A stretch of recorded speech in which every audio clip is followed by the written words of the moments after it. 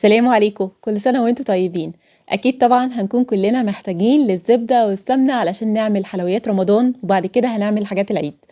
بما إن الأسعار يعني جنونية وكل يوم في زيادة مستمرة، فأنا بقى من خلال الفيديو ده هقول لكم إزاي نملى البيت بالخير كله: قشطة، زبدة، سمنة، كل الخير ده بطريقتين. أول طريقة هتكون مجانية بس هتاخد شوية وقت. الطريقة التانية بقى للناس اللي مستعجلة هتاخد وقت قليل جدا وبرضه هتكون موفرة. اول حاجه هنبدا بيها ازاي نعمل الزبده في البيت. الطريقه بقى المجانيه مش هتكلفنا حاجه خالص غير بس تمن الحليب الطازه اللي بنشتريه من اللبان كل يوم. هو لازم حليب طازه يعني؟ ما ينفعش مبستر؟ لا ينفع، بس ندور على نوع معين. النوع اللي ندور عليه هو اللي بتلاقوا فيه طبقه القشطه كده فاصله عن اللبن او الحليب. النوع ده بنسميه unhomogenized milk، حليب غير متجانس. اي نوع تاني مبستر مش هينفع، لازم النوع ده. وانا بقى بلف في السوبر ماركت شفت الورد الحلو قوي ده وقلت لازم تتفرجوا على الجمال ده كله معايا. يبقى اللبن اللي هنستعمله اما انه يكون طازه او مبستر بس يكون unhomogenized غير متجانس. في حاله الحليب الطازه لازم نغليه كويس جدا لمده 10 دقايق عشان يتعقم كويس. انا مستعمله لبن مبستر فبالتالي مش محتاج ان انا اعقمه. شايفين طبقه الدهون فاصله عنه ازاي؟ يدوبك بس يغلي غلوه واحده وهطفيه، هو مش محتاج تعقيم.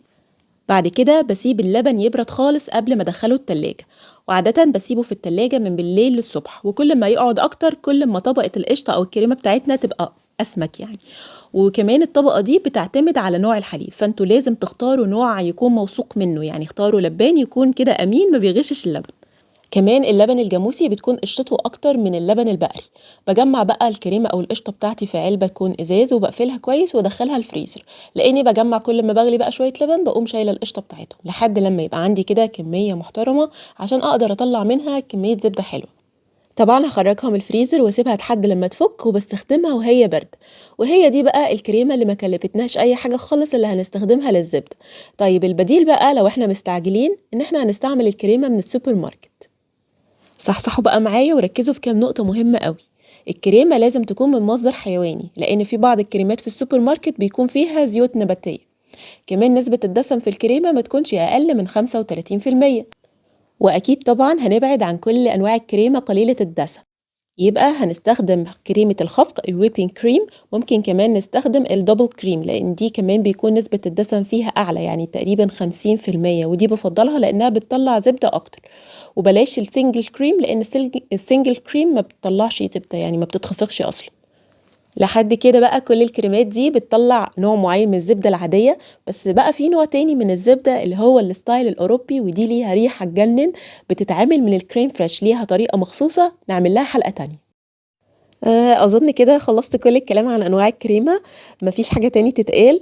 سواء بقى هنعمل الكريمة من وش اللبن أو الكريمة من السوبر ماركت الأنواع اللي قلتلكوا عليها، هنضربها بقى ضربا مبرحا لحد لما يبان لها صاحب. نفضل نضرب كده لحد لما تفصل الزبدة أو الدسم بتاعنا عن الحليب. ونستخدم بقى كل حاجة باردة، يعني البولة نفسها والمضرب اللي هنستعمله نحطهم في التلاجة علشان كل ما يكون كل حاجة باردة كل ما تفصل أسرع. طبعا ما تتغروش في البداية لأنه ممكن يبقى أول ما يبدأ كده يبان حليب، مش هو دي المرحلة اللي أنا عايزاها. أنا عايزة نفضل نضرب لحد لما تلاقوا كده اللبن بيغرقكم، ساعتها تعرفوا إنه أنتوا فصلتوا الزبدة مظبوط يعني.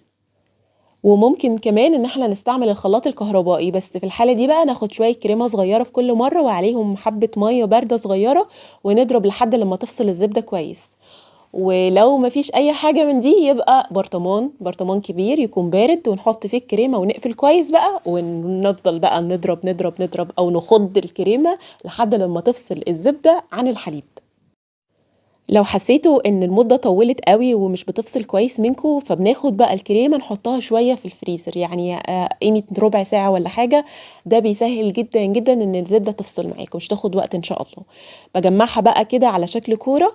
وبعد كده بقى باخد الزبدة دي واقوم بقى غسلاها. يعني ايه غسلاها؟ يعني اجيب طبق فيه مية ساقعة وافضل اعجن الزبدة بايدي كده. هتبصوا تلاقوا المية دي بتبيض، معنى كده ان انا بتخلص من كل الحليب الزيادة اللي موجود جوه الزبدة. وبعدين بغير كل شوية المية دي لحد لما الاقي المية بتاعتي شفافة تماما، معنى كده ان انا كده الزبدة بتاعتي بقت عندي صافية. اتخلصت من كل الحليب وما بقاش غير زبدة بقري من صنع ايدينا في منتهى الجمال. باخد بقى كور الزبدة الحلوة دي وأقوم مشكلاها على شكل قوالب زي بتاعة السوبر ماركت، ما بين ورقتين زبدة بشكلها بالطريقة اللي انتوا شايفينها دي. بعد كده بقى بقطعها مكعبات واشيلها في التلاجة علشان استخدمها عادي. وكمية الزبدة اللي بتطلع على حسب كمية القشطة لو احنا هنستخدمها، وكمان على حسب نوع الكريمة. في حالة ان احنا مثلا هنستخدم دبل كريم، ف 600 ملي من الدبل كريم طلعولي تقريبا 340 جرام من الزبدة. كمان اللبن اللي بيفصل من الزبدة ده اسمه باتر ميلك، وده بقى حلو جدا في المعجنات والقرص، واخبزوا بيه واعملوا منه حاجات كتير حلوة قوي. طبعا انا بحب اقطعها مكعبات في علبة كده في التلاجة علشان سهولة الاستخدام، ولو كمية كبيرة ممكن تشيلوها في الفريزر. بكده بقى الزبدة البيتي جاهزة. هوريكم دلوقتي ازاي نحولها لسمن بلدي صافي في منتهى الجمال. وطبعا ممكن تشتروا الزبدة جاهزة، مش لازم نعملها في البيت. نقطع الزبدة مكعبات ونختار حلة تكون كبيرة نسبيا لكمية الزبدة لأنها بتفور، ويستحسن الحلة تكون سميكة ولونها فاتح أو حلة ستانلس ستيل. ونحاول بقى ان احنا نسويها على نار هادية جدا علشان الزبدة ما تتحرقش وتستوي مظبوط، فالسمنة تطلع مرملة وريحتها وطعمها حلوين قوي. يا سلام بقى لو عندنا الشياطة دي اللي بنحطها تحت الحلة بتاعة الرز، نحطها كمان تحت الزبدة وهي بتسيح، ونفضل بقى نقلب باستمرار كده والزبدة على النار علشان ما تتحرقش مننا. الزبدة بيبقى فيها مواد صلبة كده من الحليب، دي بقى بتنزل تحت. المواد الصلبة دي بقى هي المرتة اللي أنا أصلا بعشقها، وبسيح الزبدة مخصوص في البيت علشان المرتة. لو هنعمل كمية سمنة كبيرة فاحنا بنضيف شوية ملح مع الزبدة، لأن ده بيحافظ على السمنة وبيديها مدة صلاحية. يعني مثلا على كل كيلو زبدة ممكن نضيف معلقة صغيرة من الملح الخشن. ممكن تزودوا لو عايزين المرتة تبقى حادقة قوي. وطبعا الرغاوي دي بشيلها. وبعرف ازاي بقى ان السمنة استوت، بتلاقوها بدأت تبقى صافية واللون بيتحول لكهرمان كده. والمرتة او المواد الصلبة اللي مترسبة في القعر دي بتبقى لونها بني بني غامق سنة، بس طبعا مش بني محروق. هو ده بالظبط اللون اللي انا عايزاه. كده السمنه استوت تمام واتبخرت كل السوائل اللي فيها وبقت جاهزه. هنحتاج ان احنا نصفيها. هنستعمل شاشه تكون نظيفه وكمان برطمان نظيف ومعقم. ممكن بدل الشاشه نستعمل المصفى اللي بتكون ضيقه قوي. ونبدا بقى نصفي السمنه بتاعتنا. شايفين رايقه وصافيه ازاي؟ ناخد بقى المرته بتاعتها. ممكن ان احنا نصفي كمان الرغاوي، او ناخد الرغاوي دي نحطها مع شويه المرته اللي في الاخر. ونعصر بقى الشاشة ويبقى عندنا أحلى سمن بلدي صافي من غير أي مواد حافظة. ريحته لوحدها كفاية هتجيب آخر الشارع. بنسيب السمنة تبرد خالص قبل ما نغطيها، ما ينفعش ان احنا نغطيها وهي لسه سخنة. وبعد كده بقى بنشيلها في المطبخ عادي، بس لو الجو حر قوي يستحسن ان احنا نحطها في التلاجة. شايفين بقى بعد ما بردت السمنة بتاعتنا قوامها وشكلها عامل ازاي؟ انا شفت فيديو للهنود بيحطوا كده رشة مية صغيرة في اخر مرحلة خالص في تسوية السمنة، بيقولوا ان ده بيخليها تطلع مرملة. بس احنا مش محتاجين نعمل كده، انتوا بس تسووا السمنة على نار هادية وهي هتطلع تحفة معاكم من غير اي حاجة. السمنة او الجي اللي هي نفسها الكلاريفايد باتر. بالنسبة للمرتة فاحنا ممكن نستعملها في عمل المش، وكمان ممكن ناخدها نحط عليها شوية زبادي او كريمة وناكلها مع اي حاجة جانبية.